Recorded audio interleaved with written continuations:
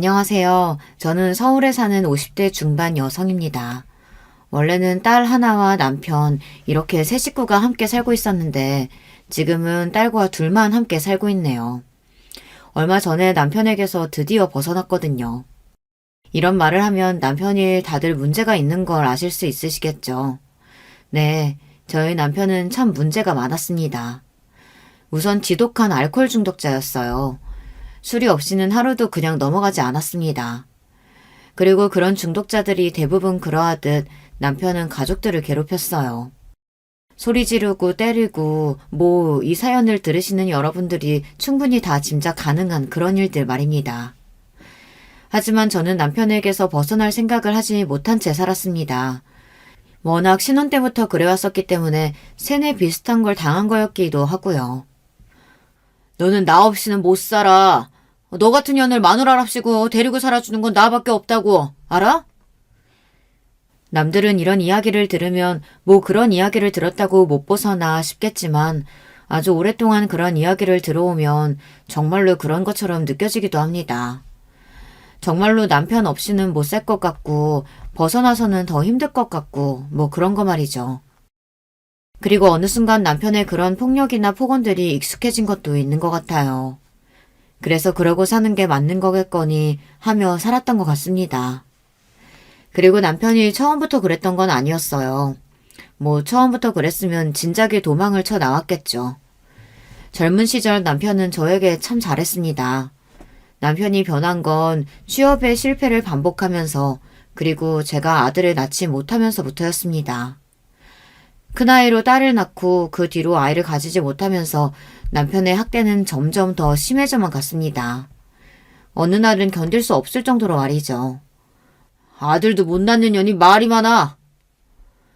퍽하면 그 소리와 함께 손이 날아들었어요. 도망을 갈까도 생각을 안 해본 건 아니었습니다. 하지만 그럴 수 없었어요. 저는 할 수 있는 일도 해본 일도 없고 또 이제 막 태어난 딸아이는 너무 어렸습니다. 그 아이를 데리고 도망갈 수도 그렇다고 두고 갈 수도 없었어요. 나도 뭔가 할 수 있는 일이 있었다면 진작 도망갔을 텐데. 이런 생각을 굉장히 많이 했던 것 같아요. 아무튼 그렇게 저는 남편 옆에서 어느새 적응이라는 걸 하며 살게 되었습니다. 왜 그런 말 들어보신 적 있으신가요? 인간은 적응의 동물이라는 말 말입니다. 몇 년이 지나니 그게 어느덧 익숙해진 일상이 되더군요. 그리고는 저는 남편에게 그런 말을 듣고 그런 폭행을 당하는 게 당연한 일인 것처럼 여겨지는 순간들이 많고 말이죠. 그렇게 살았습니다. 딸아이가 사춘기가 되면서부터는 매번 울면서 저에게 이렇게 말했던 것 같아요. 엄마, 제발 우리 도망치면 안 돼? 나 학교 안 다녀도 돼. 우리 둘이 뭐라도 하면 굶어 죽을 일은 없지 않을까? 나 도저히 아빠랑 못 살겠어. 하지만 세상 어느 엄마가 딸을 학교도 졸업 안 시키고 일을 하게 둔다는 말입니까? 그래서 저는 딸에게 울면서 말했습니다. 조금만 참자고, 엄마는 괜찮다고. 나는 너 학교 안 다니고 밖에서 일하는 꼴을 보느니 죽는 게 낫다고 말이죠. 그 이후로는 딸아이도 저에게 그런 말을 하지 않았습니다. 그리고 아마 그 무렵이었을 겁니다. 제가 옆집 할머니를 만나게 된 건 말이에요. 봉사활동 같은 거 해볼 생각 있어? 엄청난 목표가 있다든지 좋은 일을 해보고 싶다든지 그런 일로 시작한 봉사는 아니었어요. 그냥 하루 종일 집에 있는 게 지겨웠고 또 다른 일을 하면 내가 준 돈이 모자라냐는 둥 아니면 집에 붙어있지 않으면 예편내가 어딜 싸돌아다니냐는 둥 하는 그런 남편에게서 조금이라도 벗어나고 싶은 마음이었을 겁니다. 물론 우리 먹고 살기도 힘든데 봉사 그딴 거 다녀서는 뭐하냐는 소리를 듣기는 했지만 그래도 남편이 크게 뭐라고 하지는 않는 일이었거든요. 그래서 저에게 봉사는 숨을 쉴 수 있는 구멍이었습니다. 옆집 할머니는 봉사 대상은 아니셨어요. 그런데 제가 보기에는 언제나 식사를 거르시는 것 같았고 찾아오는 가족 하나 없이 외로워 보이셨거든요. 그래서 남는 도시락이나 물품들이 있으면 챙겨드리는 게 그 할머니와의 저의 인연의 시작이었습니다. 그러고 보니 제가 처음 도시락을 챙겨드렸던 날 할머니가 저에게 했던 말이 기억이 나네요. 내가 불의역 같아? 아니요. 기분 나쁘셨다면 죄송해요. 그런데 식사를 늘 거르시는 것 같길래 도시락은 남으면 버리니까. 그러면 버리는 도시락을 나를 준다는 말이야? 아니, 그것도 아니고. 제가 당황해서 우물쭈물하자 그런 저를 보고 옆집 할머니는 크게 웃으셨습니다. 장난이고 농담이라면서 말이죠. 그러면서 제가 드린 도시락을 받아 맛있게 드셨어요. 요즘은 이런 게 잘 나오네.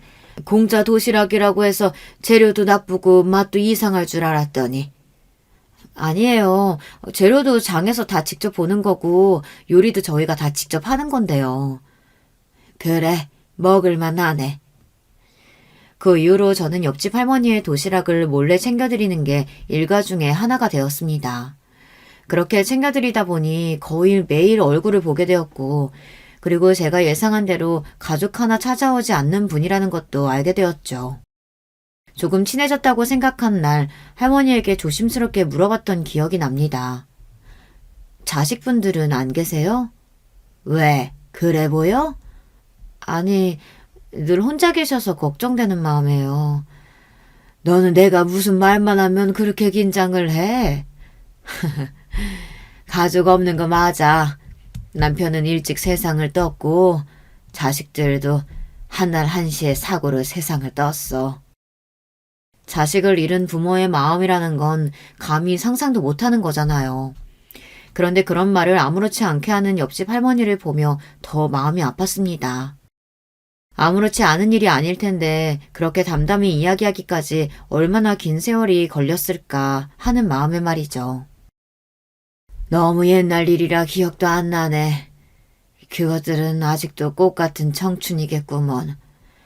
나는 여든이 넘는 쭈그렁 할망구인데. 그런 이야기를 하는 할머니 옆에서 오히려 제가 울었던 것 같아요. 할머니는 우는 저를 보며 너무 웃기다고 네가 왜 우냐며 그저 웃으시기만 했습니다. 그 이후로 저는 할머니에게 더 마음이 쓰였어요. 그래서 더더욱 잘 챙겨드렸습니다. 도시락뿐만이 아니라 집에 과일 같은 것들도 가져다 드리고 그리고 시간이 나면 가서 믹스커피 같은 것들을 마시면서 수다도 떨고 말이죠. 어느 날 할머니가 저에게 물으시더군요. 너는 친구도 하나 없냐? 맨날 나랑 못 놀게? 원래는 많았는데 결혼하고 나서부터는 연락하는 친구가 하나도 없어요. 그건 네 성격 문제 아니야? 어디 이상해 보이지는 않는데. 남편이 밖에서 친구나 다른 사람 만나는 걸 싫어해서 그냥 그렇게 얼버무릴 수밖에 없었습니다.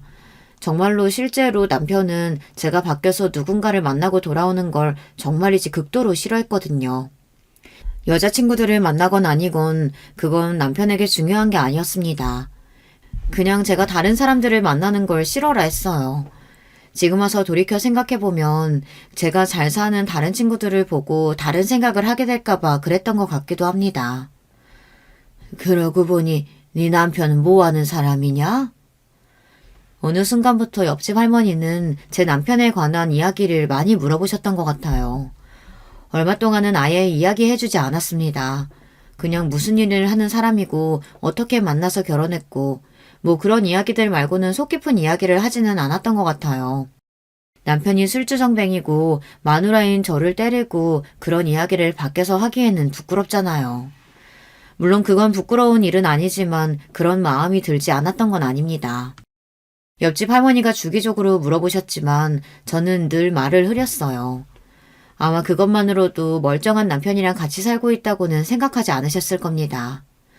그리고 상황이 웃기잖아요. 맨날 어디 가는 것도 없이 봉사만 하고 자기만 만나러 오는 젊은 옆집 여자라니. 저 같아도 쟤는 뭐하는 애지 싶기는 했을 것 같아요. 그러던 어느 날이었습니다. 아마 여름이었던 것 같아요. 제가 얇은 옷을 입고 있었으니까요.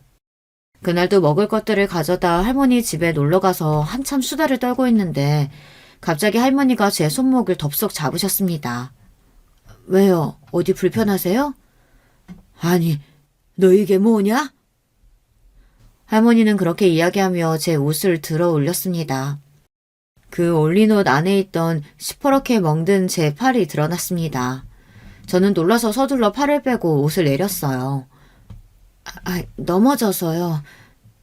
제가 생각해도 말도 안 되는 말이었어요. 넘어져서 생길 수 있는 멍이 아니었습니다. 그리고 한 번에 생긴 멍도 아니었고 누렇고 검었고 누가 봐도 예전에 생긴 멍과 지금 생긴 멍이 함께 있는 징그러운 자국이었으니까요. 짐작은 했다만 너희 남편한테 맞고 사냐? 아니에요. 아니긴 뭐가 아니야. 지 남편 이야기만 하면 입을 꾹 다무는 이유가 있었구만. 왜 맞고 살아? 그때 할머니는 처음 아셨습니다. 제가 맞고 산다는 사실을 말이에요. 처음에는 도망을 나오라는 둥, 내가 도와주겠다는 둥 그런 말들을 하셨지만 어느 순간부터는 그런 말씀을 하지 않으셨어요. 아마 제가 나올 생각이 없어 보여서 그러셨던 것 같습니다. 그리고 제가 할머니가 그런 말씀을 하시면서부터는 되게 덜 찾아가게 됐었거든요. 그냥 문 앞에 반찬거리 같은 것들을 두고 온 적도 많고 말이죠. 그래서 그런 말을 하지 않을 테니 계속 오라고 하신 적도 있고 말이죠. 지금 와서 돌이켜보면 그냥 옆에 두고 보는 게 더 낫겠다고 생각하셔서 그러신 것 같다는 생각이 들어요. 하루는 남편이랑 옆집 할머니랑 싸운 적도 있어요.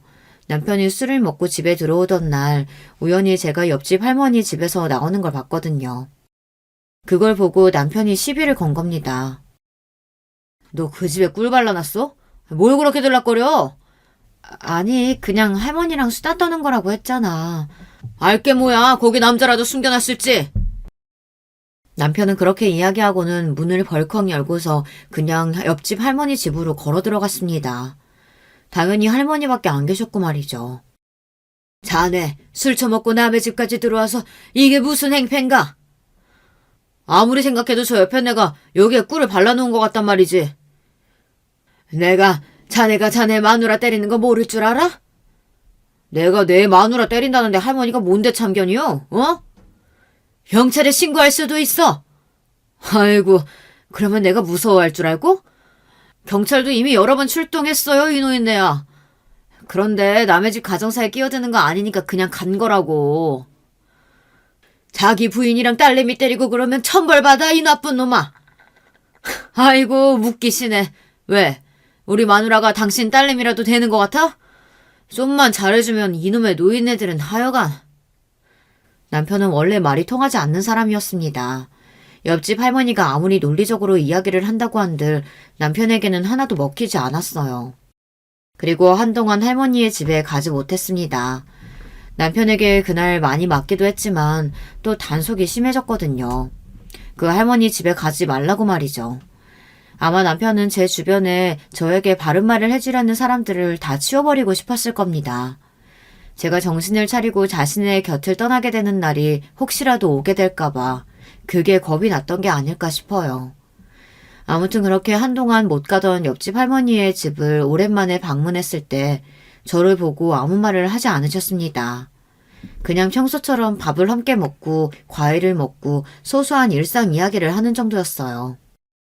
나중에 안 사실이지만 그날 저녁 제가 남편에게 맞는 소리를 들으셨다고 하더라고요. 그래서 자신이 괜한 참견을 했나 싶으셨다고요. 저에게 다시 그런 일이 일어날까 걱정하셨던 겁니다. 그래서 할머니는 그날 이후로 저에게 남편에게서 도망가라는 등 남편에게 왜 부인을 때리냐는 등 그런 말을 하지 않으셨습니다. 그냥 옆에서 정말 엄마처럼 존재만으로도 위로가 되는 그쪽을 선택하셨어요. 아, 이 이야기를 안 했네요. 저는 엄마가 없었거든요. 당연히 처음부터 안 계셨던 건 아니고 제가 고등학교 때 병으로 세상을 떠나셨어요. 그리고 제가 결혼하고 얼마 되지 않아 아버지가 세상을 떠나셨고요. 하나 있는 오빠는 어디서 뭐하고 사는지 연락도 되지 않아서 저는 사실상 가족이 없는 거나 마찬가지라고 생각하며 살고 있었거든요. 할머니가 엄마 같기도 해요. 네 엄마보다 내가 나이가 훨씬 많을걸? 그래도요. 저는 확신할 수 있어요. 옆집 할머니와 저는 엄마와 딸 그 이상의 유대감을 느끼고 있었다고 말이죠. 둘 다 서로 가족이 없으니 외롭잖아요. 저는 할머니와 함께하는 10년 동안 행복한 순간들이 참 많았습니다.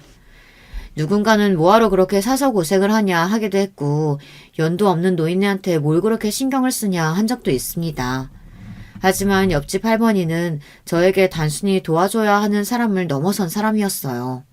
때로는 친구 같았고, 때로는 엄마 같았고 말이죠. 그래서 할머니가 돌아가신 날은 아직도 기억이 생생할 정도로 선명히 기억납니다. 뭐 사고사 이런 걸로 돌아가신 건 아니에요. 90이 넘은 나이에 돌아가신 거니 충분히 사실 만큼 사시다가 노안으로 돌아가신 겁니다. 마지막 6개월 정도는 호스피스 병동에 입원해 계셨어요. 그래서 그 전만큼은 자주 뵙지는 못했지만 그래도 일주일에 한 번 이상은 꾸준히 찾아갔었습니다. 이제 할머니 안 계시면 저랑은 누가 놀아줘요. 나 없으면 너는 더 행복할걸? 제가 행복한 일이 뭐가 있다고 그러세요. 아니야. 너는 이제부터 시작이야. 아직 젊잖아. 저한테 그런 말 해주시는 분은 할머니밖에 안 계시는 거 알아요? 제 말에 그러냐 하며 하하 웃던 할머니의 모습이 아직도 눈에 귀에 선명합니다. 할머니가 돌아가시고 남편이 별소리를 다 하는데도 저는 꿋꿋이 할머니의 장례를 치렀습니다. 가족 하나, 친구 하나 찾아오는 이 없이 그 장례식장에서 멍한 얼굴로 3일을 앉아 있었던 것 같아요. 대학 기숙사에 있던 딸과 동네 주민 몇몇이 찾아온 것 빼면 너무나 조용하고 손님 없는 장례식장이었어요. 찾아오는 이 없는 그곳에서 할머니가 안쓰러워 얼마나 울었는지 몰라요. 그러다 문득 할머니가 돌아가시기 전에 저에게 쥐어주었던 쪽지 하나와 말이 생각났어요. 나 죽거든 이리로 찾아가. 네 인생이 바뀔 거다. 할머니가 그렇게 말하며 저에게 쥐어준 건 웬 주소였어요. 장례를 다 치르고 며칠이 지나서야 그곳을 찾아갔던 기억이 납니다. 사실 이제 더 이상 심심해도 갈 곳이 없어졌잖아요. 집에 가만히 앉아있는데 자꾸 할머니 생각이 나서 마음이 우울하더라고요. 그래서 그 주소로 찾아가 볼까 해서 간 거였습니다. 그런데 그곳은 제 예상 외의 곳이었습니다. 바로 변호사 사무실이었거든요. 저기... 제가 어떻게 이야기를 해야 할지 몰라 우물쭈물하고 있자 변호사로 보이는 어떤 남자분이 대뜸 물으셨어요. 혹시 심연자 씨 되시나요? 아, 네. 근데 제 이름은 어떻게... 며칠 지나면 찾아올 거니까 굳이 찾아갈 필요 없으시다고 하시더니 정말이네요. 기다리고 있었어요. 이리로 들어오세요. 제 이름을 알고 있었고 제가 언제 찾아올까라는 것도 알고 있었다는 그 말에 갸우뚱하며 그 변호사라는 남자분을 따라 사무실 안으로 들어갔어요. 그리고 그곳에서 저는 정말이지 믿기 힘든 말을 들었습니다. 한정희 할머니께서 생전에 남겨두신 재산이 좀 많으세요. 네? 재산이요? 그리고 그곳에서 들은 이야기는 정말 놀라웠습니다. 지금 생각해도 여전히 놀랍긴 해요. 한정희 할머니께서 전 재산을 심연자 씨에게 상속하셨습니다. 솔직히 그것도 놀랍긴 했지만 저는 그래봤자 사시던 집과 저축해두신 돈 조금 그 정도일 거라고 생각했거든요. 그것도 물론 놀랍긴 했습니다.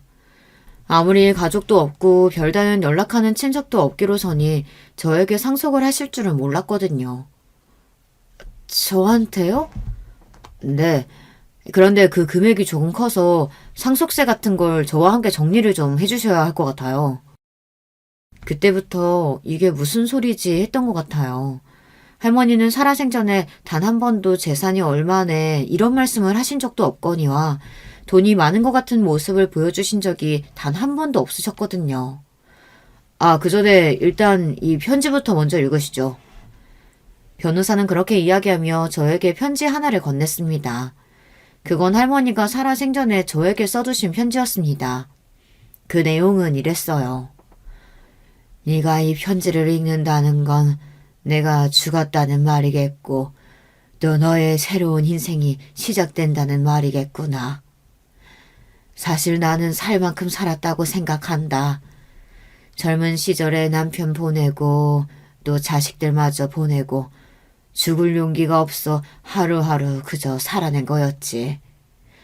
내 인생에서 즐거움이나 낙 같은 건 하나도 없었어. 너를 만나기 전까지는 말이다.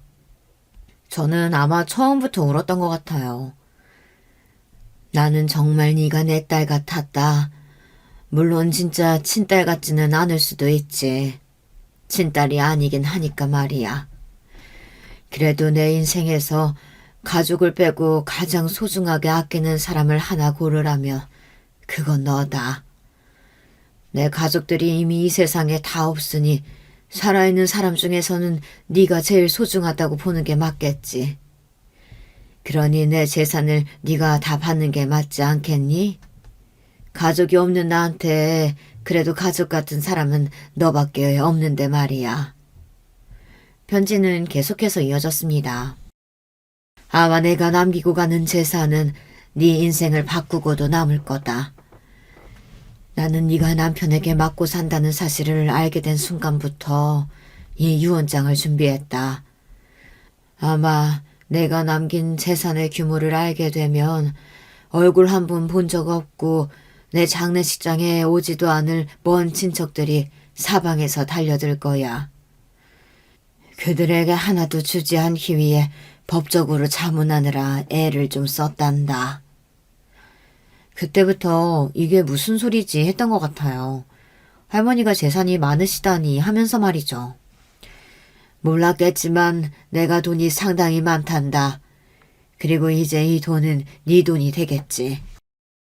나는 네가 나한테 물려받게 될 이 재산을 아무에게도 주지 말고 특히나 네 남편에게는 절대 10원 한 장 주지 않고 오로지 너와 네 딸의 행복을 위해서만 썼으면 좋겠다. 그게 유일한 조건이야. 아, 하나 더 있다. 이 돈을 물려받고 네가 제일 먼저 해야 할 일은 네 남편과 이혼하는 거. 그것도 내 조건이다. 그 이후로도 다른 말들도 있었지만 너무 길어서 이 정도만 하고 그 다음 이야기를 해볼게요. 저는 저에게 남긴 그 편지를 다 읽고도 무슨 말인지 몰라 가만히 변호사분을 바라봤습니다. 그분이 웃으시면서 하신 그 말이 아직도 저는 잊히지 않아요. 할머니께서 남기신 재산이 약 310억가량 됩니다. 네? 뭐라고요? 얼마요? 310억 정도 됩니다. 순간 누군가가 제 머리를 한 대 치고 간 것 같은 기분이 들었습니다. 3억도 놀라울 판인데 30억도 아니고 300억이라뇨. 저는 생전에 그런 단위의 돈을 들어본 적도 생각해 본 적도 없었습니다. 그리고 일단은 할머니한테 그 정도의 돈이 있다는 게 믿기지도 않았어요. 지금 누군가가 나를 두고 사기를 치나 몰래카메라 같은 걸 찍나 뭐 그런 생각만 했던 것 같아요. 아니 도저히 말이 된다고 생각하지 않았거든요. 하지만 맞았습니다. 할머니는 대대로 땅 부자인 집안의 고명딸이었다고 하더군요. 그런데 가족들이 다 죽고 나서 살던 집도 다 팔고 숨어 지내듯 조용하게 지냈다고 말이죠. 저에게 전에 하셨던 이야기가 생각이 났습니다. 살아있다는 거, 살아서 숨쉬고 밥 먹고 잠자고 이러는 게 그 자체로 죄스러울 때가 있다. 먼저 간 가족들을 생각하면 그럴 때가 있다면서 말이죠. 아마 할머니는 그런 마음으로 연고도 없는 동네에 재산에 비해 턱없이 작고 초라한 집에 그렇게 사셨던 게 아닐까 싶어요. 마치 혼자 살아남은 자기 자신에게 벌을 주듯 말입니다. 정작 자신은 하나도 잘못한 게 없는데 말이죠. 평생을 그런 무거운 마음으로 살아오셨을 할머니를 생각하니 다시 눈물이 날 것만 같아요. 아무튼 저는 그런 엄청난 금액을 받을 수 없다고 처음에는 그렇게 생각했던 것 같아요. 사실 집 정도 물려주시는 거고 그런 거면 넙죽 받았을지도 모를 일입니다. 그런데 그건 너무 엄청난 금액이잖아요. 하지만 받고 싶지 않다고 해도 거절을 할 할머니가 이미 이 세상에 안 계셨어요. 그래서 거절을 할 수도 없었습니다. 그리고 제가 받지 않으면 할머니가 그렇게 주고 싶지 않아 했던 생전에 자신을 한 번도 찾아온 적도 심지어 장례식장도 찾아오지 않았던 그 먼 친척들에게 순위에 맞춰서 가게 된다고 하더군요. 그 이야기를 들으니 그건 돌아가신 할머니가 너무 싫어하실 것 같다는 생각이 들었어요. 그래서 일단은 상속 절차를 밟기로 했습니다. 하지만 그럼에도 불구하고 한동안은 그 엄청난 돈이 내 돈이 된다는 사실을 믿을 수가 없었던 것 같아요. 현실 감각이라고 해야 하나 그런 게 하나도 느껴지지 않았습니다. 사실 그런 금액이잖아요. 평소 남편에게 생활비를 타뒀었던 저에게는 정말 상상도 하지 못할 돈이기도 했고 말입니다. 그 돈을 받고 거의 한 달 동안은 이게 현실이라는 걸 자각하는 시간이 필요했던 것 같아요. 믿기지도 않았고 또 어떻게 써야 할지도 모르겠더군요. 그래서 그냥 가지고만 있었습니다. 그러던 와중에 일이 터졌어요. 정신을 어디에 팔고 다니는 거야? 내가 두부김치 먹고 싶다고 했잖아. 남편이 퇴근길에 두부김치를 해놓으라고 한 건 해놓지도 않는다는 이유로 그날 오랜만에 엄청나게 두들겨 맞았어요. 나이가 들고는 본인도 체력이 딸려서인지 그 정도로 때리는 일이 드물었었는데 그날은 그동안 쌓인 게 많았던 건지 아니면 제가 그간 정신이 어디 팔린 상태였다는 걸 알아서였던 건지 정말 엄청나게 두들겨 패더군요. 한참을 그렇게 두들겨 맞고 있는데 문득 그런 생각이 들었습니다. 내가 여기서 왜 이렇게 맞고 있어야 하지? 나는 이제 돈이 많잖아. 하는 생각 말이죠. 저는 그날 저녁 술에 취한 남편을 바라보다가 짐을 챙겼어요. 그리고 그대로 그 집을 나왔습니다.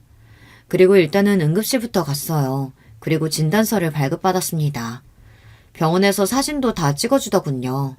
일단은 가장 비싸 보이는 호텔로 들어가 그곳에서 숙박을 했어요. 제 생에 그렇게 좋은 곳에서 자보는 건 처음이었습니다. 처음 며칠 동안은 이게 뭔지도 모르겠고 여기가 내가 있어야 할 곳이 아닌 것 같은 기분이 들었는데 앞서 이야기했듯 사람은 적응의 동물이잖아요. 금방 또 적응을 하더라고요. 그리고 병원에서 발급받은 진단서와 사진을 들고 저에게 재산 상속을 해주었던 그 변호사분을 찾아갔습니다. 이혼하려고 왔어요. 남편과 이혼하려고 말이죠. 그 변호사는 기다리고 있었다는 듯 고개를 끄덕이고서는 제가 가지고 온 진단서와 사진들을 받아왔습니다. 그리고 그건 받았던 문자나 다른 증거들도 있는지 물어봤죠. 생각나는 건 다 이야기했어요. 경찰에서 몇 번 출동했었던 일이라든지 예전에 혹시나 해서 남편이 저를 때릴 때 녹음을 해두었던 녹음 파일 같은 걸 말이죠. 예전에 언젠가 한번 휴대폰을 바꾸면서 딸아이가 녹음은 어떻게 하는 건지 아빠가 그런 행동을 하면 다 녹음을 해두라고 알려준 적이 있었거든요. 한참을 자료를 검토하던 변호사가 웃으며 고개를 끄덕이더군요. 이 정도면 이혼 소송을 하고도 충분히 남을 것 같다고 말이죠. 저는 그 확답을 듣고 그러면 소송 준비를 해달라는 말과 함께 그곳을 나왔습니다. 그렇게 이혼 소송을 하기로 한 날 정말 처음으로 다리를 쭉 뻗고 잤던 것 같아요. 남편에게서 또 어딨냐는 집으로 들어오면 죽여버리겠다는 전화와 문자들을 끊임없이 왔지만 그런 건 전혀 신경도 쓰이지 않았습니다. 그리고 그 다음날 딸아이를 만나 그간 있었던 모든 일을 다 이야기했어요. 진짜? 그 할머니가 그렇게 부자였다고? 엄마도 놀랐어. 딸은 저에게 전달받은 할머니의 마지막 편지를 읽으며 이 상황을 납득하고 받아들이는 것 같았습니다. 그리고 그것들보다 제가 남편과 이혼을 하기로 한 걸 가장 기뻐했어요. 엄마는 이제 누리고 살아도 돼. 엄마는 그럴 자격 충분해. 그렇게 이야기해주는 딸아이를 부둥켜 안고는 한참을 울었던 것 같아요. 그리고 저는 집을 구했습니다. 딸아이의 학교에서 멀지 않은 곳에서 말이죠. 딸아이와 함께 살기 위해서 말입니다. 뭐 대단히 크고 엄청난 집을 구한 건 아니었어요. 사실 그런 집은 아직 적응하기도 힘들고 말이죠. 그냥 적당히 큰 아파트로 이사를 했습니다. 물론 신축이라 깨끗하고 무엇보다 보안이 좋은 것이었어요. 남편이 혹시나 찾아올까 조금 무섭기는 했기 때문에 딸도 저도 보안이 가장 중요한 곳으로 옮겼습니다. 그리고 남편은 어떻게 알았는지 제가 옆집 할머니의 엄청난 재산을 물려받은 걸 다 알았더군요. 처음에는 어떻게 알았나 했는데 알고 봤더니 할머니의 친척이라는 사람들이 찾아와서 저를 찾았다고 하더라고요. 할머니 말이 다 맞았습니다. 생전 찾아오지도 장례식장에 오지도 않던 친척들이 할머니의 재산을 찾아 나타난 거였어요. 내가 잘못했어. 그러니까 이혼은 다시 생각해봐. 남편은 정말 한순간에 180도 바뀌어서는 그렇게 말하더군요. 정말 기가 찼습니다. 하지만 저는 그런 남편에게 넘어갈 마음이 눈꼽만큼도 없었어요. 이혼 소송이 진행되었고 남편은 계속해서 이혼은 안 된다며 빌기도 하고 나중에는 말이 통하지 않는 것 같아 보이자 화도 내고 협박도 하더군요. 내가 너만 떵떵거리고 잘 살게 둘 것 같아? 어? 안 되면 어쩔 건데? 내가 너 죽여버릴 거야. 돈 좀 생겼다고 바로 자기 남편 이렇게 버려? 어? 누가 보면 평생 잘 산 줄 알겠어. 너는 나 평생 때리고 괴롭혀놓고 죽여도 내가 죽여야지. 어디서 네가 나를 죽인다는 소리를 해. 남편은 아마 그런 저의 모습을 처음 본 걸 겁니다. 늘 그렇게 소리를 지르면 주눅이 들어서 남편 말을 다 들어줬던 저였으니까 말이죠. 자신이 조금만 세게 나가면 이번에도 받아줄 거라고 그렇게 생각했던 모양이었어요. 그렇게 되지 않으니 당황했고 말이죠. 그리고 딸아이도 나섰습니다. 이번에 엄마가 아빠 받아주면 내가 엄마랑 연 끊을 거야. 뭐라고? 인연이 먹여주고 입혀주고 키워줬더니만. 아빠가 나한테 해준 게 뭔데? 낳기만 하면 자식이야?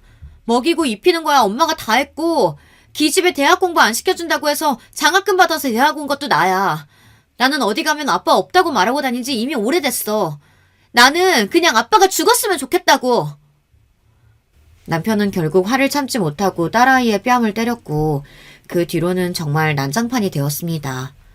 저는 다른 건 다 참아도 남편이 제 딸 얼굴에 손을 댄 건 도저히 참아줄 수가 없었어요. 저의 악을 쓰는 소리와 그리고 소란에 출동한 경찰, 그야말로 난장판인 하루였습니다. 결국은 남편에게 저희는 접근 금지 신청을 했고 그 신청이 받아들여졌어요.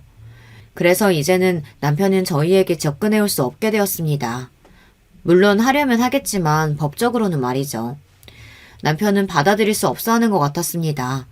그래서 아직도 술만 먹으면 전화가 와서는 화를 냈다가 잘못을 빌었다가 아주 그냥 난리를 쳐요.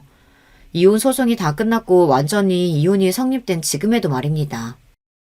그리고 생전 연락 한 번 없던 시누이에게도 연락이 왔었어요.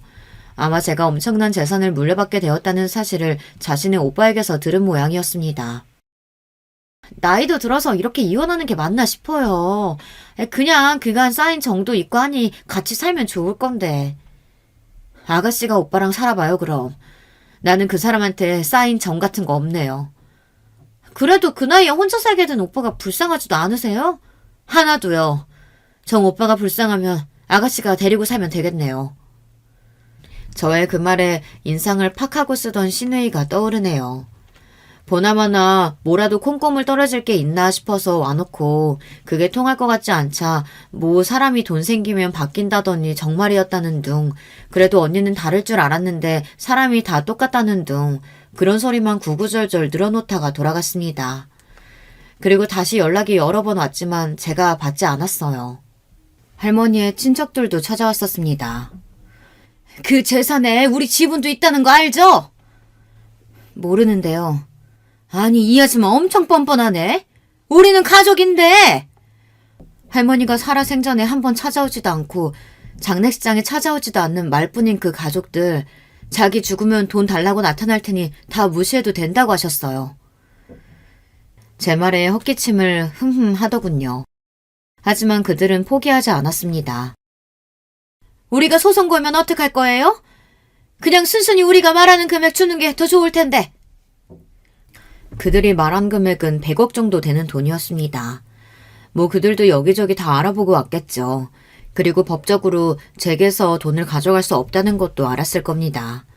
소송을 걸어서 더 가져갈 수 있다면 그걸 포기할 사람들이 절대 아니었어요. 소송 거세요. 제가 단호하게 이야기했습니다. 그들은 당황하더군요. 할머니가 저에게 남기신 편지에 이렇게 적혀 있었어요.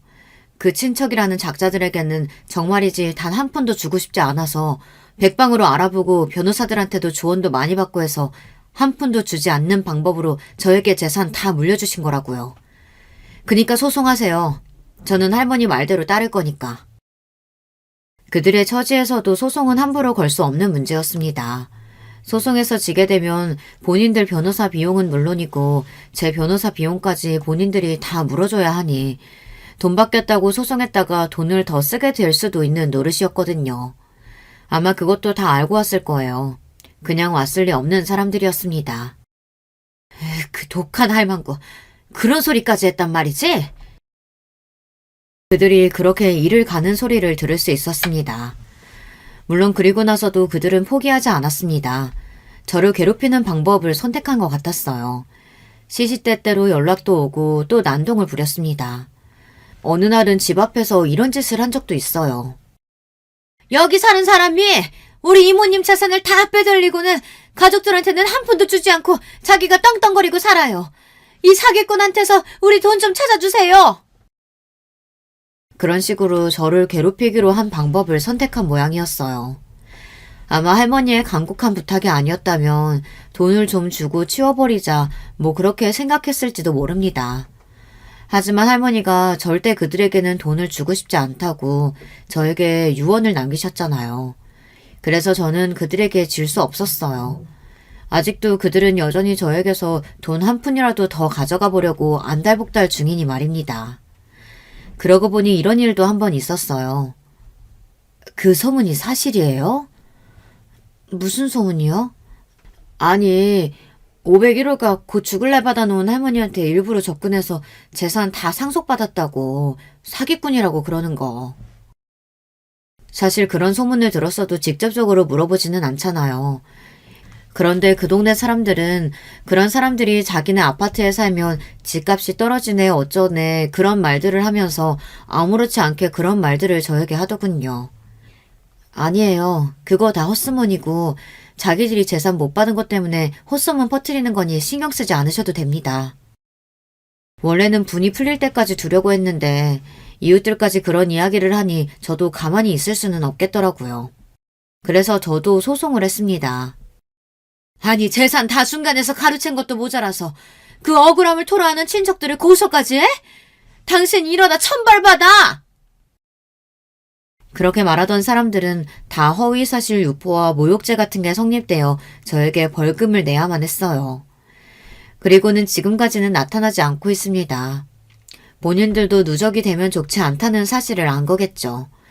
절대 포기할 위인들이 아니니 조만간 다른 방법으로 또다시 저를 괴롭히러 올 거라고 생각합니다. 아빠가 나를 찾아왔었어. 그 소송이 마무리될 때쯤 딸아이가 저에게 그렇게 말하더군요. 순간 철렁하는 마음이 들었던 것 같아요. 남편이 혹시나 딸아이에게 무슨 짓을 했을까 싶어서 말입니다. 하지만 다행히 그런 건 아니었어요. 남편은 딸아이가 보고 싶다면서 학교로 찾아왔다고 하더군요. 그리고는 저와 딸아이가 어떻게 지내는지 물었다고 합니다. 너네 아빠 어떻게 지내는 것 같던? 그냥 살이 좀 빠져 보이긴 했는데 그거 말고는 멀쩡했어. 그러고는 여태 자신이 저와 딸아이에게 못했던 것들을 다 생각해봤다고 했다더군요. 옆에 있을 때는 몰랐는데 없어지고 나니 그 소중함을 알게 되었다면서 자신이 그간 우리 두 사람에게 얼마나 잘못하고 살았는지 너무나 많이 또 크게 깨달았다고 말이죠. 다시 합치자는 말은 다시는 안 하겠대. 그리고 엄마한테 돈 달라거나 하는 소리도 안 하겠다고. 그러면서 나한테 이 말만 전해달라고 하더라. 무슨 말? 뭐 그동안 미안했다고. 그리고 자기 같은 놈이랑 사라져서 정말 고마웠다고. 그 말을 듣는데 어딘가 등골이 서늘한 기분이 들었습니다. 꼭 마지막 인사 같잖아요.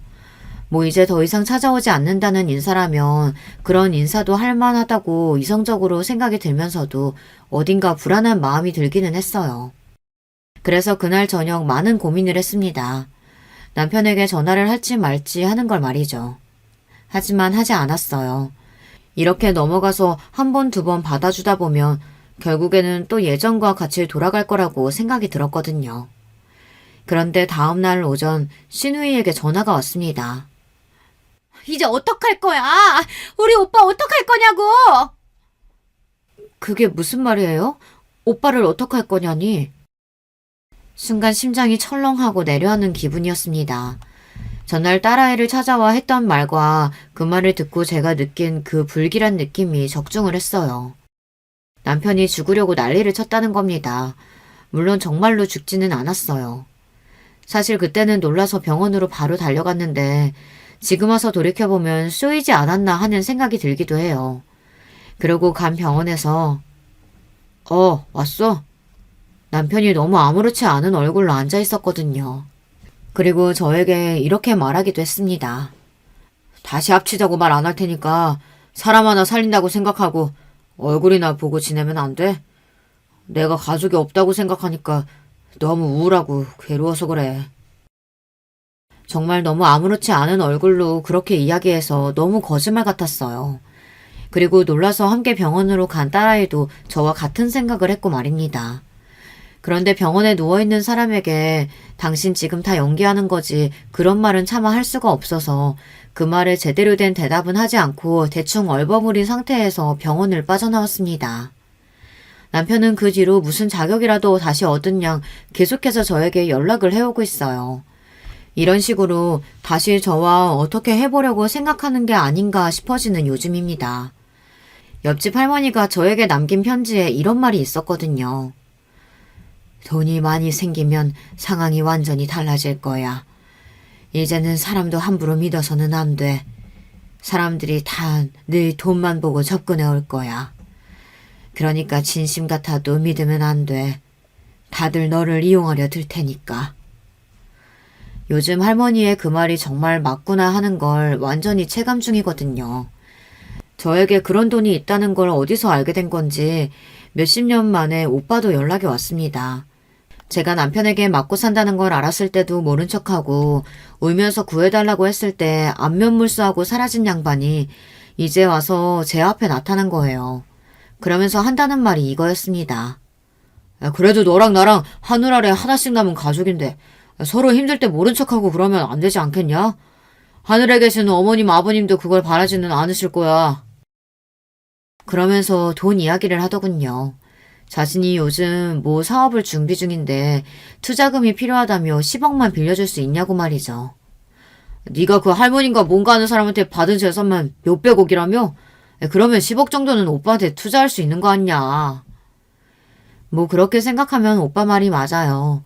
지금 제가 가진 재산에서 10억이 사라진다고 해도 크게 티도 나지 않고 그 정도는 오빠한테 줄 수도 있는 돈일 겁니다. 하지만 그러고 싶지 않았어요. 하늘 아래 하나 있는 가족인데 여동생이 그렇게 맞고 살 때는 도와달라는 말에 눈 하나도 깜짝 안 하더니 돈 생겼다고 하니까 어떻게 알고 나타나선 하나밖에 없는 가족 타령을 해? 그러면서 어머니 아버지 이야기를 해? 너는 하늘이 부끄럽지도 않니? 그런 말을 하면 움찔이라도 할 줄 알았는데 그 정도의 철판으로는 이렇게 나타나는 짓도 하지 않았겠죠. 아니 너 돈 많다며? 10억도 못 줘? 그것도 주기 싫어서 이래? 주기 싫어. 차라리 그 돈 어디 기부를 했으면 했지 오빠한테는 안 줘. 에이씨 인정머리 없는 년. 돈이 생겨서 물론 좋은 점도 많아요. 그리고 따지고 보면 좋은 점이 훨씬 많을 겁니다. 남편의 폭언과 폭력에서 벗어났고 또 내일을 걱정하거나 고민하지 않아도 돼요. 딸아이 하고 싶다는 건 다 시켜줄 수 있기도 하고 말입니다. 다른 건 다 차치하고서라도 그것들만으로도 다른 힘든 부분은 이겨낼 수 있을 것 같기는 합니다.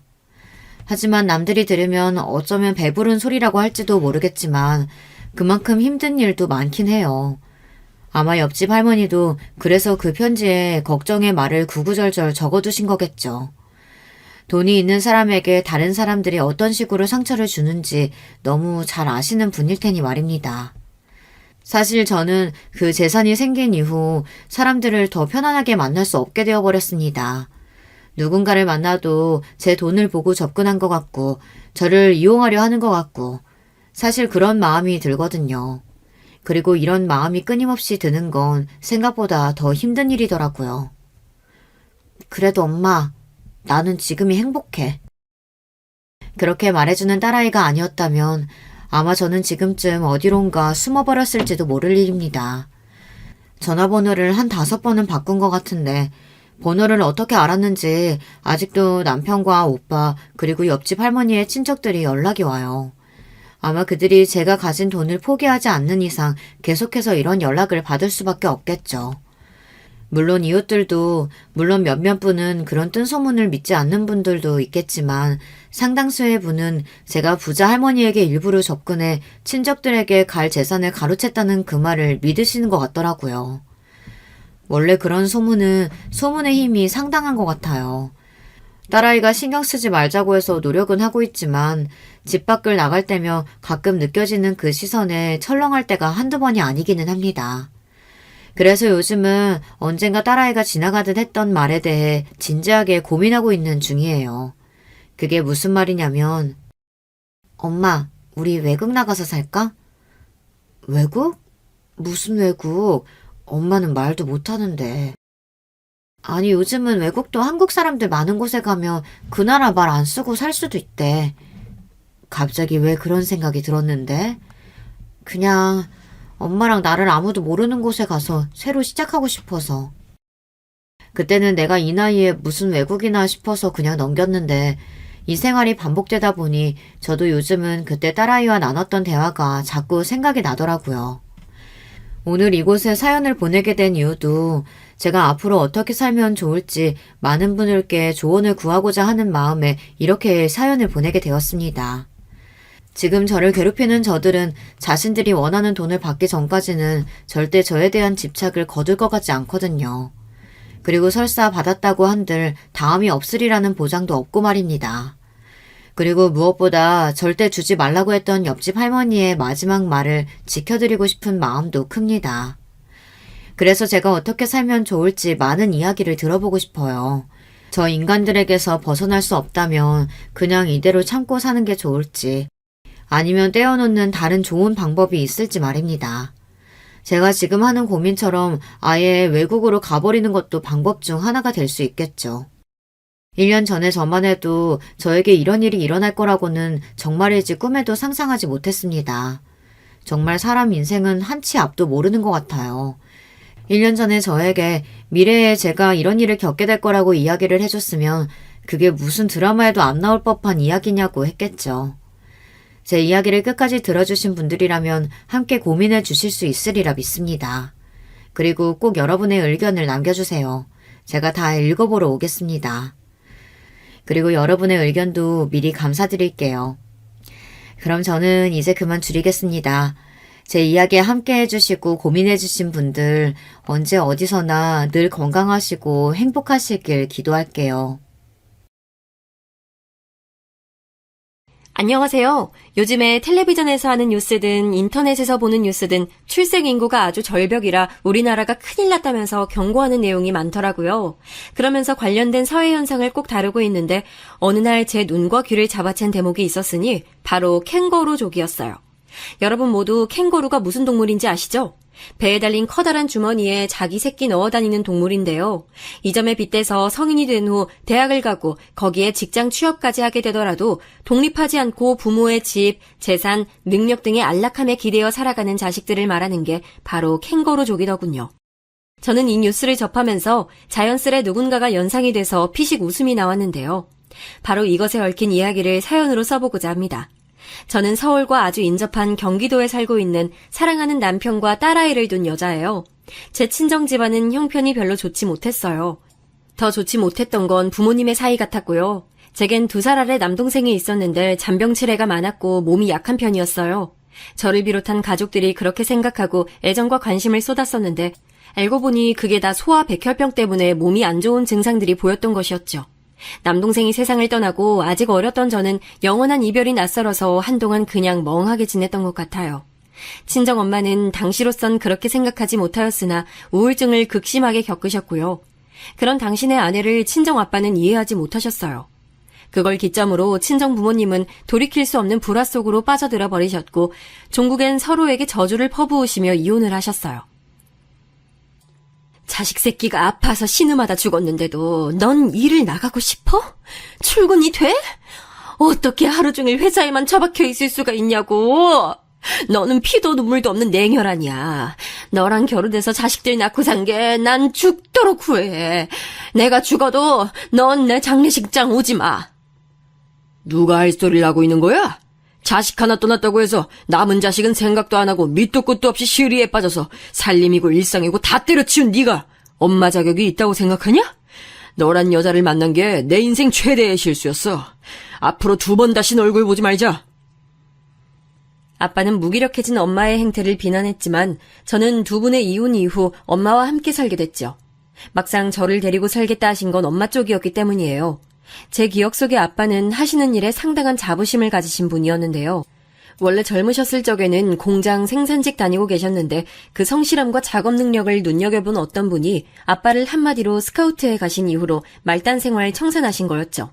아빠는 새로운 근무 환경을 맞이하신 이후로 업무에 보다 몰두하시느라 솔직히 말해서 가정은 뒷전이신 분이었다고 전 생각해요.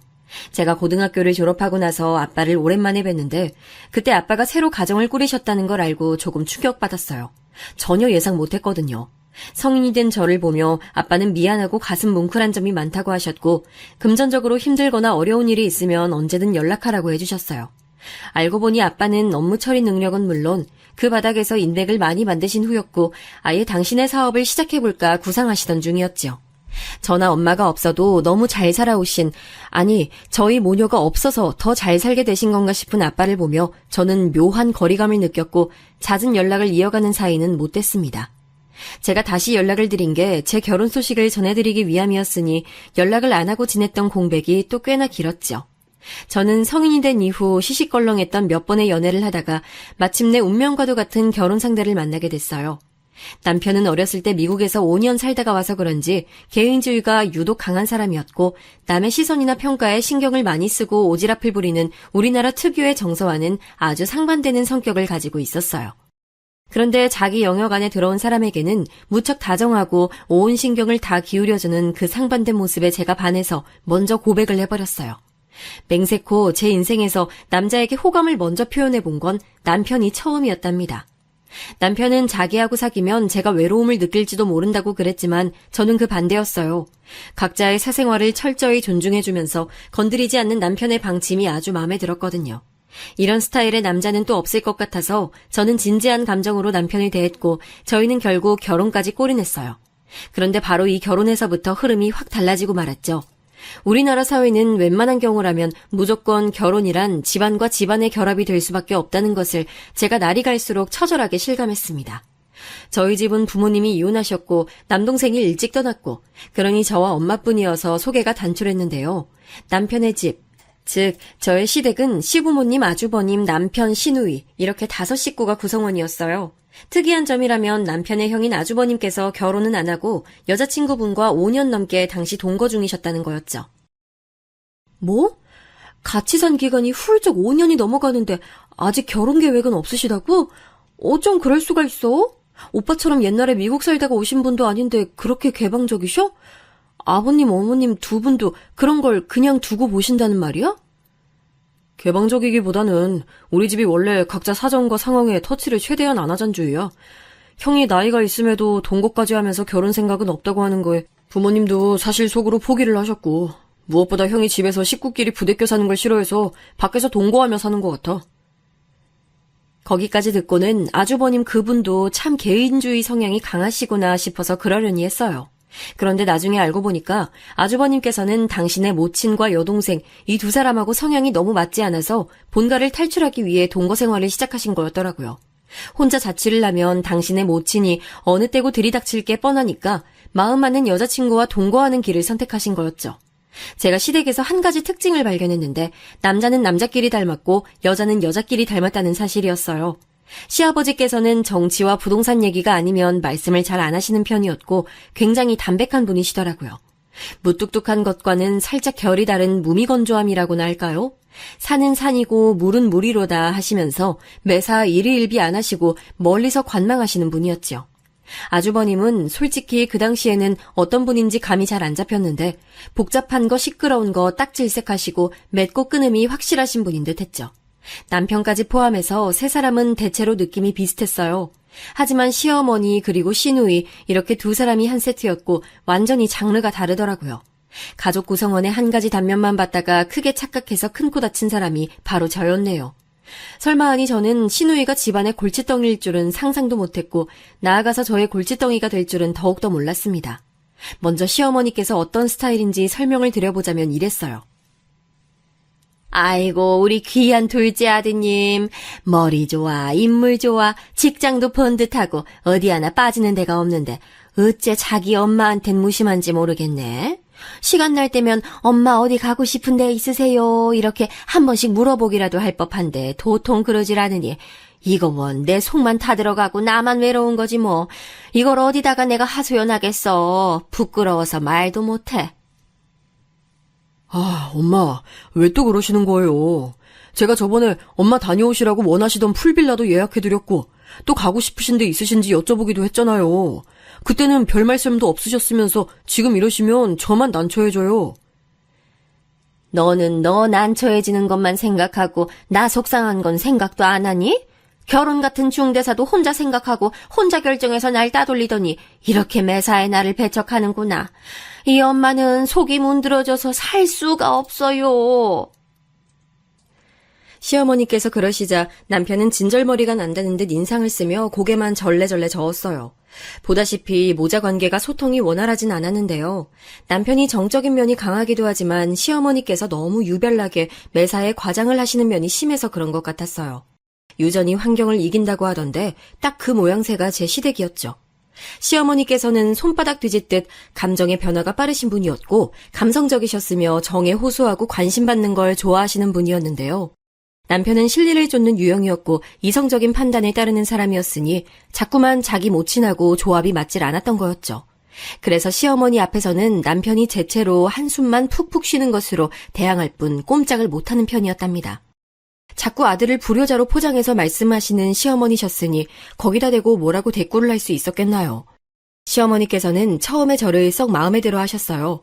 둘째 아들이 독단으로 결정한 결혼이 어떻게 달가울 수 있겠냐며 저를 향해 눈을 째리셨죠. 하지만 시아버지께서 자식이 원하는 결혼이라면 시켜주는 게 마땅하다고 하시는 바람에 얼렁뚱땅 결혼이 진행됐답니다. 그 바람에 시어머니께서는 입장이 몹시 민망해지셨고요. 우리 집 남자들은 왜 이렇게 꽁하게 있다가 막상 무슨 일을 결정할 때가 오면 나랑 상의 한마디 없이 딱 처리를 해버리는지 모르겠네. 당신의 위신이 깎였다며 시어머니께서는 속상해하셨고 저는 그 비위를 거스르면 안 될 것 같아서 수더분하고 참한 이미지를 꺼내들고 앞으로 잘하겠다는 뜻을 열심히 표현했어요. 하지만 진짜 문제는 시어머니가 아니라 한 세트인 시누이였어요. 발랄하면서도 약간 목소리가 쨍얼거리는 게 톡톡 튀는 매력이 있는 것 같았고 저하고 둘이서 언니 동생하며 지내자고 하길래 처음엔 엄청 마음에 들었던 게 사실입니다. 저는 친동생을 어려서 잃어본 입장이라 그런 건지 괜히 동생이라는 말만 들어도 살짝 가슴이 찡해졌거든요. 저의 몇 없는 기혼자 지인들이 하나같이 시자 들어가는 시댁 사람들은 다 똑같다면서 혀를 내두른다는 걸 저는 익히 보고 들어 알고 있었으나 저에게 먼저 손을 내밀어준 시누이를 보면서 저만은 다른 경우에 속하는 거라고 생각했어요. 제가 행운아라고 여겼었죠. 하지만 그건 저의 착각이었던 것으로 곧 드러났어요. 저는 왜 아주버님께서 당신의 여동생을 피하려고 드는지 금세 알았습니다. 헐, 이혼 가정? 대박이다. 전 언니가 아빠 잃고 한부모 가정에서 자란 경우인 줄 알았어요. 근데 그게 아니고 이혼? 이거 좀 문제 있는 거 아니에요? 그쵸? 언니 정신에 문제 있는 거 맞죠? 네? 제 정신에 문제가 있다니요, 아가씨? 무슨 말을 하는 건지 모르겠어서 너무 당황스럽네요. 에이, 제가 인터넷에서 다 봤어요. 이혼한 부모 아래서 자란 자식들은 대부분 정서가 불안하다던데? 정신세계가 일반적이지 못하다고 해요. 환경이 사람을 그렇게 만든다던데요? 부모가 싸우고 이혼한 집이라, 이야, 그렇다면 100%죠. 언니도 그럼 정신상태가 심상치 않으실 텐데 저희 오빠랑 언제 싸우고 이혼하는지 제가 지켜볼게요. 재밌겠다. 첫인상을 이렇게 빨리 무너뜨려도 되는 것인지 정말 황당무계할 따름이었습니다. 시누이의 엄청난 막말, 이건 완전히 저를 향해 싸우자고 말하는 것이나 진배 없어 보였어요. 무례한 시누이의 발언에도 저는 참는 자가 이기는 거다라는 생각을 하며 스스로를 일단은 다스려 봤었네요. 남편과 달라도 너무 다른 성격일 거라고 예상 못했던지라 의외라서 떨떠름한 기분이 컸었고요. 그러다가 이제 시어머니와 시누이가 한 세트로 성격이 비슷하다는 걸 눈치채게 됐던 거예요. 거기에 시누이의 거침없고 개념 없는 성격을 시어머니께서는 무조건적으로 감싸주고 계셨죠. 다 큰 딸이 취업도 안 하고 집구석에서 판판히 놀면서 성격도 그 지경으로 막무가내였건만 시어머니께서는 나무라시긴커녕 불쌍하고 기특한 내 딸 이러시면서 언젠가 번지르르한 회사에 취업이 떡하니 될 테니 집에서 걱정 말고 쉬라며 시누이를 안심시키셨죠. 그런 광경을 보면서 저는 표정 관리를 하려고 애를 써야만 했네요. 로또를 구매하지도 않았으면서 로또 당첨을 기다리는 사람을 보는 것만 같았다고 할까요? 아니, 입사 지원을 하고 면접을 보고 그래야 취업을 하든지 말든지 하죠. 신우이는 집에서 채용 공고 올라온 회사들이 뭐가 있나 휴대폰으로 그것만 찾아보고 자기소개서를 수정하고 또 수정하는 작업만 거치다가 오늘도 열심히 구직 활동했다며 하루 일과를 마무리하는 사람이었어요. 두드려야 문이 열린다고 이 당연한 사실을 알려줘야 하는 건지 제가 몹시 혼란스러웠네요. 신우이를 보고 있으면 마치 제가 비정상인이 된 것만 같았어요. 왜냐하면 너무 그 본인이 당당하고 거리낌 없이 언행하기 때문에 자칫하면 휘말리기 십상이었죠. 제가 솔직히 말해서 신우이를 상대하기 너무 힘들다고 사람이 좀 독특한 것 같다고 남편에게 털어놨었는데요. 그때 남편이 착잡한 눈빛으로 제게 그러더라고요. 그래서 난 포기했어. 그리고 가만히 있으면 중간은 간다는 말, 그거 내 여동생 상대할 때 적용하면 좋더라. 무슨 헛소리를 짓거리든 안 들리는 척 가만히 있으면 그나마 낫더라고. 그 조언에 웃어야 할지 아니면 울어야 할지 기가 막혔으나 그래도 그때까지는 심각하진 않았어요. 제가 곧 퇴사를 하게 될 줄 몰랐었기 때문이죠. 다니던 회사가 너무 갑자기 다른 동네로 사무실을 옮겨가는 바람에 너무 거리가 반대로 멀어져서 어쩔 수 없이 퇴사라는 결정을 내렸습니다. 남편하고 둘이 진지하게 머리 맞대고 상의한 끝에 내린 결론이었고요. 저는 다른 일을 찾는 기간 동안에는 우선은 재택으로 근무를 시작했어요. 해당 업계에 아는 분이 계셔서 일을 따로 받을 수 있었거든요. 이렇게 되니까 제가 전보다 시간적 여유가 훨씬 늘어난 거였죠. 자연스레 시어머니, 시누이 두 사람과의 접점도 늘어나더라고요. 집에서도 일을 해서 그걸로 돈을 번다니. 참 요즘 세상 아주 별난 세상이야. 저기 그런데 너 우리 딸한테도 그런 일 좀 알려주면 안 되겠니? 너만 이렇게 편하고 좋은 거 알지 말고 우리 딸한테도 알선을 해줘. 그런 게 가족이지. 안 그래? 네, 어머님. 그런데 저도 임시로 일하고 있는 거라서 어떻게 소개를 해줘야 좋을지 모르겠는데 일단 본인이 이렇게 일을 해보겠다고 하면 제가 중간다리 역할을 해보든지 할게요. 시어머니께서 자꾸만 저의 재택근무에 지대한 관심을 기울이시더니 역시나 시누이를 염두에 두신 거였더라고요. 이거 상황이 피곤해졌다 싶어서 제가 머리를 싸매고 있는데 갑자기 시누이가 들이닥쳤어요. 어떤 식으로 얘기를 들었는진 몰라도 시어머니께 재택 내용을 전달받은 상태였지요. 이보세요, 언니. 제가 거진 줄 아세요? 그딴 식으로 적선을 해주려고 하셨어요? 하시는 그거 들어보니까 월 100만 원밖에 못 번다면서요. 와, 나 진짜 열받네. 겨우 그딴 걸 누구한테 들이미는 거예요, 대체? 어머님께 뭘 어떻게 듣고 오셨는진 모르겠지만 이거 정식 직업으로 삼고 계속할 일이기보다는 단기로 시간 때우면서 돈 벌기 좋은 업무예요. 그러니까 돈이 크지 않죠. 대신에 소요되는 근무 시간도 적으니까 절대 박한 조건은 아니에요. 그리고 겨우 100만 원일 수도 있지만 아가씨는 현재 10원 한 장도 안 벌고 계시니까 어쨌든 얼마라도 버는 게 중요한 거 아닐까요? 지금에 와서 회상해보면 저는 바로 그때 신우이의 머리 꼭지가 돌아갔다고 생각을 해요. 원래도 살짝 돌아있던 머리였는데 제가 가한 일침 때문에 완전히 팍 돌아버린 것이었죠. 그런 결과를 낳을 줄 알았더라면 제가 10원 한 장이라는 발언은 안 했을 텐데요. 아무튼 그때 신우이가 분노로 얼굴이 시뻘겋게 달아올라서는 저를 죽일 듯이 노려봤어요. 그러더니 작은 소리로 중얼중얼거렸는데 제가 자기한테 모욕을 줬다면서 욕을 하더군요. 반드시 자기가 입이 떡 벌어질 만큼 대단한 곳에 취업을 해내서 제 코를 납작하게 만들 거란 소리도 얼핏 들려왔고요. 첫 월급 받으면 저를 가만히 안 두겠다는 내용이 들릴 것만 같아서 눈치를 보며 가만히 있던 제가 결국 입을 열었죠.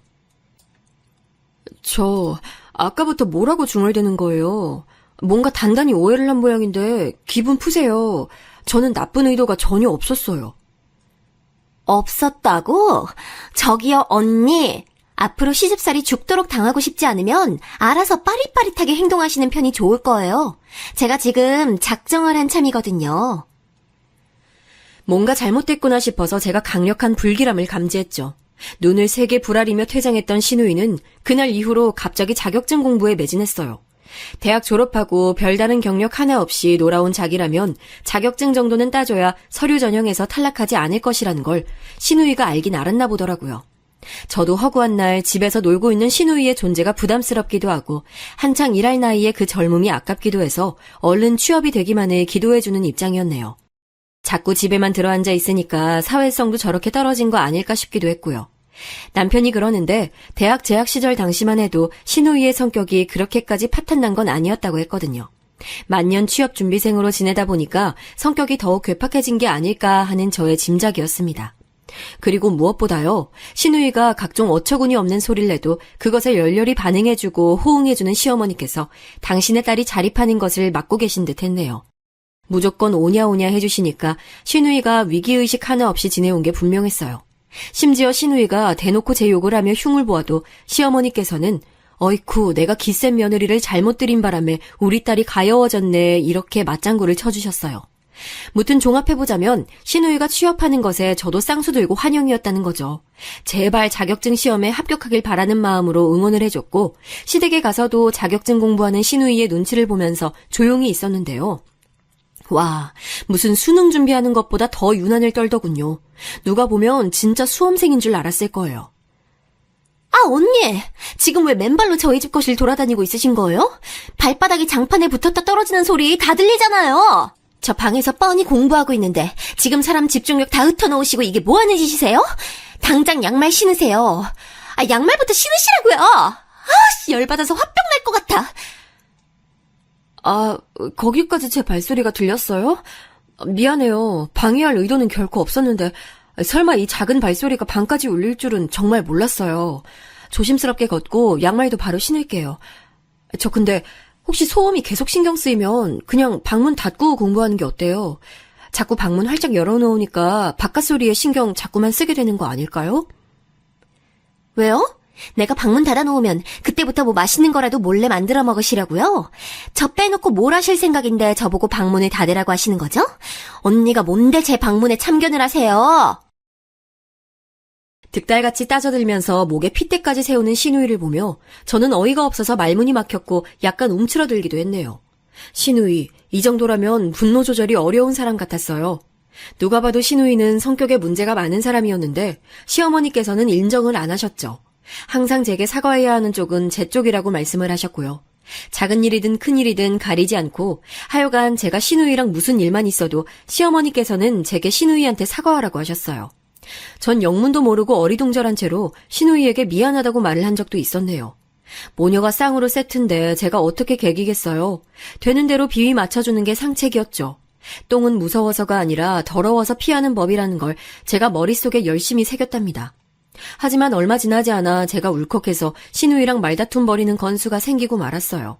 자격증 공부가 안 됐던 것인지 이유는 모르겠으나 그날 신우이 표정을 보니까 기분이 되게 안 좋아 보이더라고요.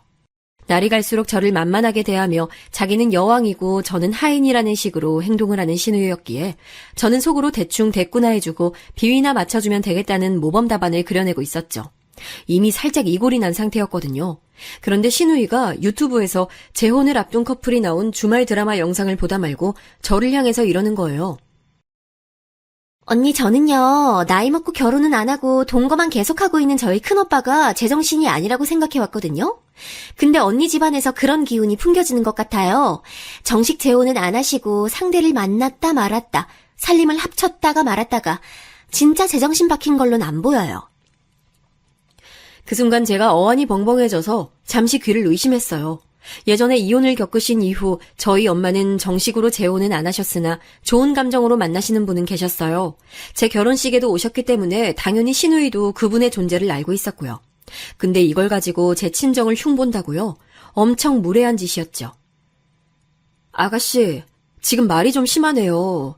이런 집 저런 집 다 있는 거고 각자 저마다의 이유와 사연이 있는 법인데 겉으로만 판단하고 막말을 하는 건 좋지 못한 습관이라고 생각해요. 아가씨는 말을 하기 전에 한두 번 머릿속으로 생각을 한 뒤에 입 밖으로 뱉으세요. 지금 저를 가르치려 드시는 거예요? 와, 언니, 말 되게 착한 척, 유식한 척 하는 능력이 있으시네요? 저 갑자기 섭섭해지려고 해요. 솔직히 언니 수준밖에 안 되는 사람이 작은 오빠랑 결혼해서 제 새언니가 된다니 너무 불쾌하고 짜증났지만 마음씨 넓은 제가 한 발짝 물러나서 양보해드린 거거든요? 제가 양보 안 했으면 언니는 저희 집안에 시집 못 왔거든요. 이 결혼 못 했거든요. 제 은혜를 부디 아셨으면 좋겠어요. 혼자 뭐라고 헛소리를 나불거리는 건지 제가 너무 기가 막혀서 상대할 가치를 못 느꼈고 신우이를 향해서 입 다물라는 제스처만 해줬어요. 손으로 입에 지퍼 채우는 동작을 한 거였는데요. 그게 또 엄청 자존심 상했나 봐요. 신우가 길길이 날뛰면서 또 얼굴이며 목이 시뻘겋게 변하더군요. 그때 하필 시어머니께서 등장하셨고 그 모습만 보자면 제가 마치 신우이를 심하게 약올린 것처럼 보이는 상황이었는데요. 그걸 감지한 제가 얼른 시어머니께 전말을 밝히고 제 결백을 주장하려고 했으나 신우이가 더 빨랐네요. 손으로 자기 얼굴을 감싸더니 고개를 푹 숙여서 시어머니의 관심과 동정을 한 번에 이끌어낸 거예요. 제게 자존심 상하는 잔소리 들어서 너무 슬프다며 신우이는 칭얼거렸고 시어머니께서는 우리 딸이 속상했구나 이런 추임새 열심히 넣어주시고 그러더니 저를 향해 당장 신우이에게 사과하라고 하셨어요. 전 잘못한 게 없기에 하지 않겠다고 했죠. 단호하게 버티려고 했지만 저는 결국 짧은 한마디나마 신우에게 미안하단 사과를 하고 말았는데요. 그건 시어머니께서 제게 입모양으로 신용만 해줘라고 자꾸 메시지를 보내셨기 때문이에요. 그렇게 나오시는데 무시하기가 애매해서 순간적으로 약해진 마음에 사과를 하고 말았네요. 그리고 바로 후회했죠. 제가 또 두 사람의 쿵짝에 또 넘어가 버렸단 게 실감이 돼서요. 제가 두 사람으로 하여금 발 뻗을 수 있도록 누울 자리를 펴주고 있는 호구처럼 느껴졌네요. 그래서 반드시 이제는 아나무인 신우이에게 말려들어 넘어가지 않으리라 다짐을 하고 있는데 신우이가 자격증 시험 직전에 또 한 건 했죠. 시댁에 진미채가 많다고 시어머니께서 그러셔서 제가 그거 받으려고 잠깐 들렀었는데요. 저 왔는데 신우이는 나와보지도 않았고 시어머니께서는 금방 그거 싸줄 테니까 텔레비전에 뭐 하나 그거나 좀 틀어보고 있으라고 하셨어요. 어차피 누가 집에 와도 나와보지 않는 신우이의 싸가지 없는 부분은 익히 알고 있었기에 저는 별 생각 없이 거실에서 리모컨 집어다가 텔레비전이나 켜봤습니다. 그러자마자 3초도 안 지나서 신우이의 비명소리가 들려오지 뭔가요. 제가 깜짝 놀라서 얼어붙었는데 방에서 뛰쳐나오며 신우이가 악다구니를 썼어요. 언니 지금 뭐 하시는 거예요? 설마 지금 텔레비전 켜신 거예요?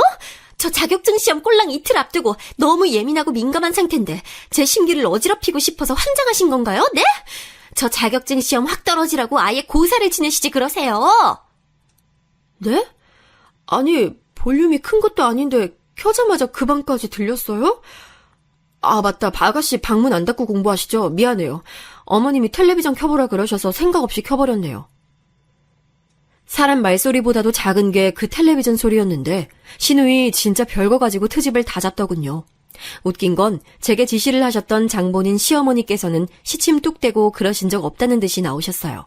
신우이는 분이 안 풀리는지 저를 향해 개념 없다, 배려 없다며 계속 화를 냈고요. 대체 이 모녀 조합은 얼마나 답이 없는 사람들인가 싶어서 저는 진이 빠지는 기분이었어요. 제가 호구 그만하고 싶다는 생각과는 별개로 신우이가 정도를 지나친 별종이었던 거예요. 절이 싫으면 중이 떠나는 거라는 표현이 머릿속에 확 스쳐갔죠. 진작에 떠난 아주버님이 옳았다 싶었고요. 그런 생각으로 머리가 지끈거리던 시기였어요. 신우이가 기어이 그 자격증 시험이라는 것을 해냈더군요. 고대했던 합격이라는 결과물을 낸 거였죠. 당연히 잘됐다 싶어서 축하를 해줬건만 신우이는 그런 저를 보며 코웃음 쳤어요. 자격증 딴 거 하나로 벌써 기세가 등등해서 이미 취업 다 해버린 것처럼 군 거예요. 제발 취업이나 하고 저럴 것이지 이런 생각을 하고 있었는데 며칠 뒤 신우이가 심기일전으로 지원했다는 회사의 이름을 듣고 제가 깜짝 놀랐어요.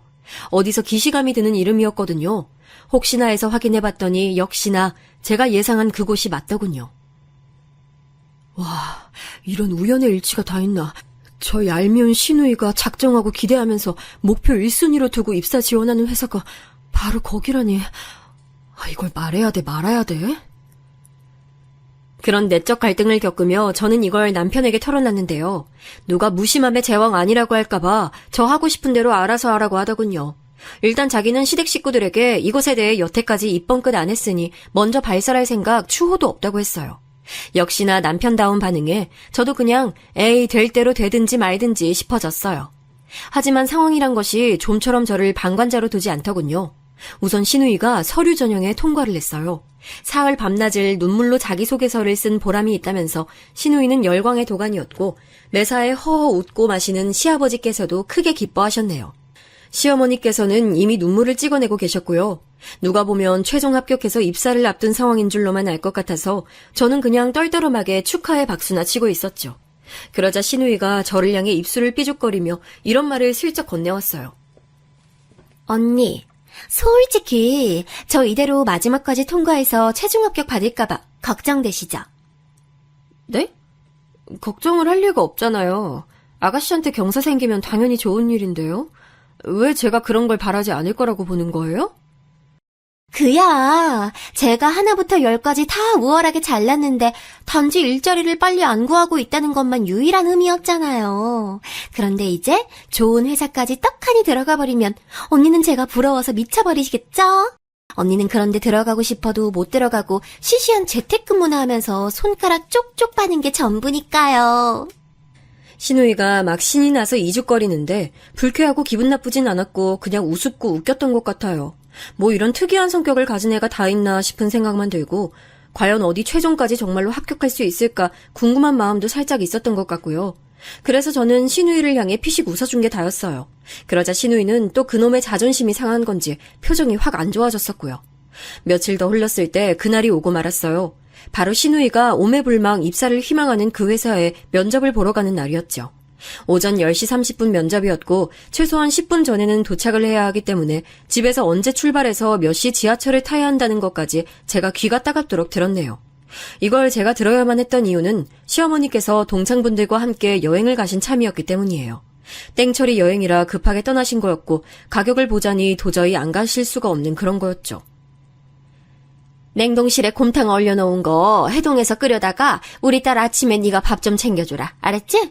김치는 곰탕에 배추 말고 무가 더 어울리니까 깍두기 같은 거 네가 알아서 꺼내고 당면 삶아다가 곰탕에 몇 가락 넣어주는 것도 잊지 말고. 내가 너만 믿는다. 우리 딸 부디 면접 잘 보게 해다오. 그 정도면 신우이가 스스로 해먹어도 될 것 같았는데 시어머니께서는 또 필요 이상으로 걱정을 하시더군요. 저는 굳이 제가 그 면접날 시댁에 가서 아침을 차려줘야 할까 싶었는데 그런 와중에 또 신우이는 면접날 아침에 꼭 밥을 든든하게 챙겨 먹어야 합격을 할 것 같다면서 제게 짜증을 부려왔어요. 그게 무슨 의미겠어요? 저보고 시댁에 출동해서 자기 아침밥 차리라는 거였죠. 하도 예민해져 있길래 이런 때 괜히 비위 안 맞춰줬다가는 두고두고 후환이 있겠다 싶어서 그냥 그렇게 하기로 했어요. 여태까지 신우에게 밥을 차려준 전적도 없었으니까 별로 크게 억울하진 않다는 생각이었고요. 당일에 제가 시댁에 일찍 도착했을 때 시아버지께서는 이미 간단히 요기를 끝내시고 외출 준비를 하시던 참이었죠. 여쭤보니까 옆 동네 어르신분들하고 등산을 가기로 했다고 하시더라고요. 신우이만 시간 맞춰서 챙겨주면 되니까 저는 차라리 잘 됐다 싶었어요. 그런데 그게 제 착각이었던 거죠. 따끈한 쌀밥, 곰탕, 대파 송송 썰어놓은 거랑 후추랑 당면까지 준비해두고 신우이가 좋아하는 계란말이까지 작게 부쳤어요. 정신없이 씻고 머리 말리느라 왔다 갔다 하던 신우이가 계란말이 냄새를 맡았는지 저를 향해 크게 외치더군요. 계란말이 안에 치즈 넣으라고요. 치즈 계란말이가 먹고 싶대요. 그래서 제가 이미 계란물 다 풀어서 프라이팬에 두른 참이라고 하니까 그럼 계란말이 위에 치즈를 뿌려서 녹이면 되는 거 아니냐며 소리를 빽 지르더군요. 그 아침부터 목청 한번 좋았어요. 짜증 섞인 명령에 저도 울컥했지만 이왕 챙겨주기로 한 거라면 그냥 다 맞춰주자 싶어서 냉동실에서 치즈 꺼내다가 그렇게 만들어줬죠.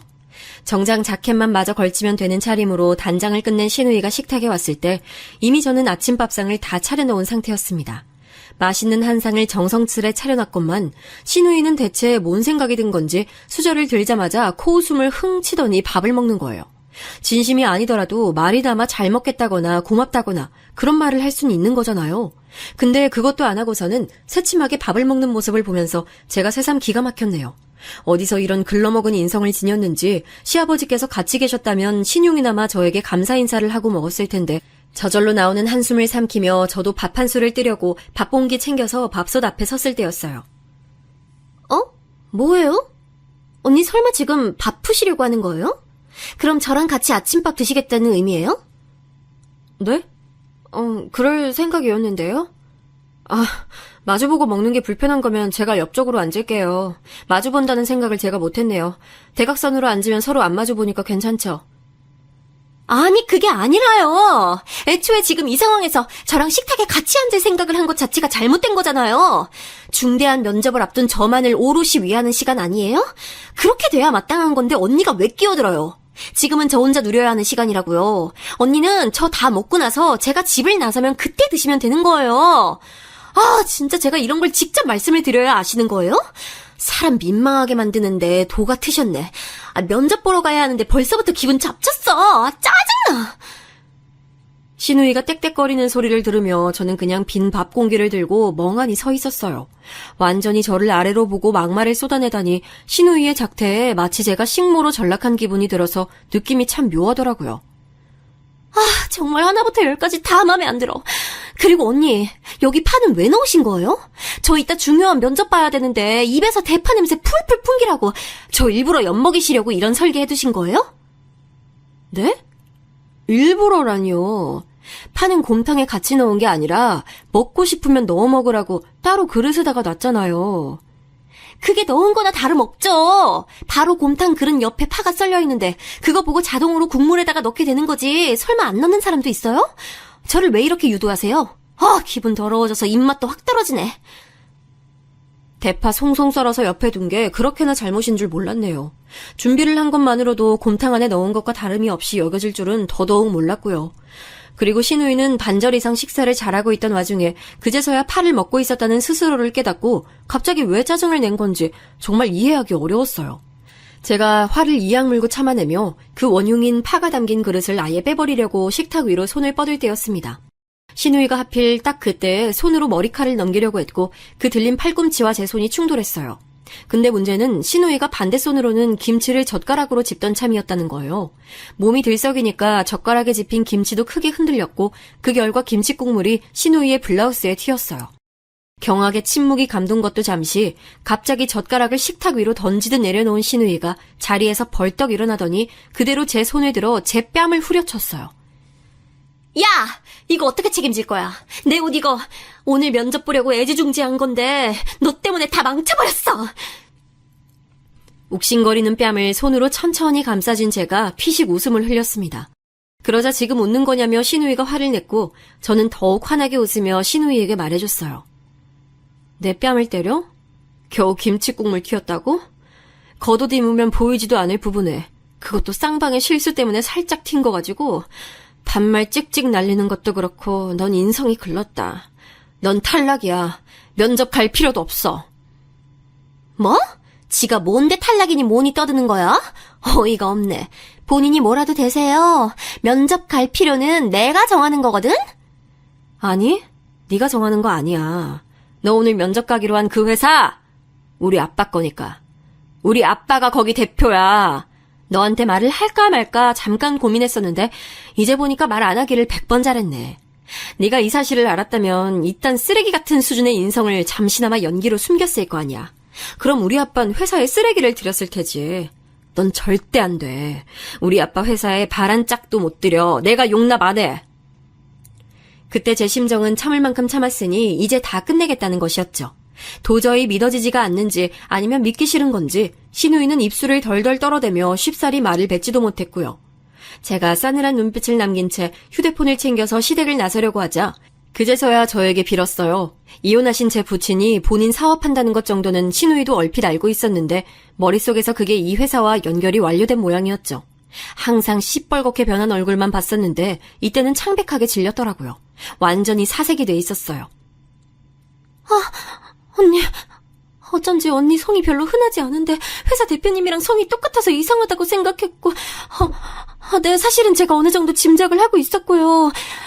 언니, 제가 일부러 막연하게 더 가까운 사이가 되고 싶어서 심동 부린 건데 다 알고 계시죠?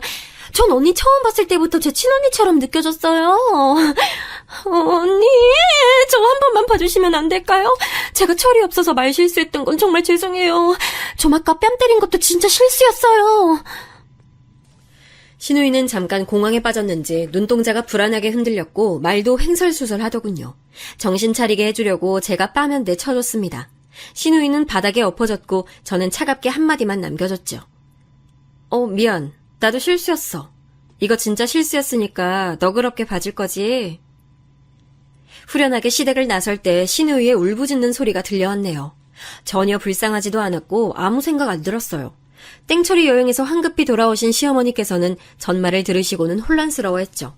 평소처럼 제게 사과를 종용하시자니 제가 그런 탄탄한 회사의 대표를 부친으로 뒀다는 점이 너무 걸리셨고 그렇다고 제 편을 들어주시자니 가여운 딸이 마음에 걸려서 그러실 수 없었던 거예요. 어려운 줄다리기 끝에 시어머니께서 내놓으신 결론은 허무했네요. 얘, 너 원래 이런 사람 아니잖니. 총명하고 너그럽고 인내심 강하고 싫은 소리 잘 안 하고 이런 게 너야. 내 며느리는 절대 화를 쉽게 낼 사람이 아닌 거야. 그치? 앞으로는 우리 다 함께 잘 지내보는 거지. 응? 아, 그런 식으로 저를 스리슬쩍 회유하시기로 정한 거군요. 그런데요, 어머님. 죄송한데 저 성질 있어요. 별로 안 참고 싶어요. 어머님이 저보다 어른이시니 잘 아실 거 아니에요. 세상에 성질 없는 사람 몇이나 있겠어요. 각자의 상황과 사정에 맞춰서 그 성질 누르고 죽이면서 사는 거죠.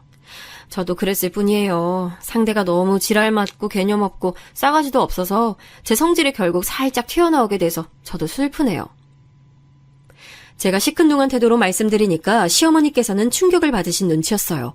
시누이는 결국 면접도 못 갔고 계속 눈물바람인데 그런 불쌍한 모습을 봐서라도 제가 용서해주고 받아주길 기대하셨건만 저는 그 기대에 부응할 의사가 조금도 없었으니까요.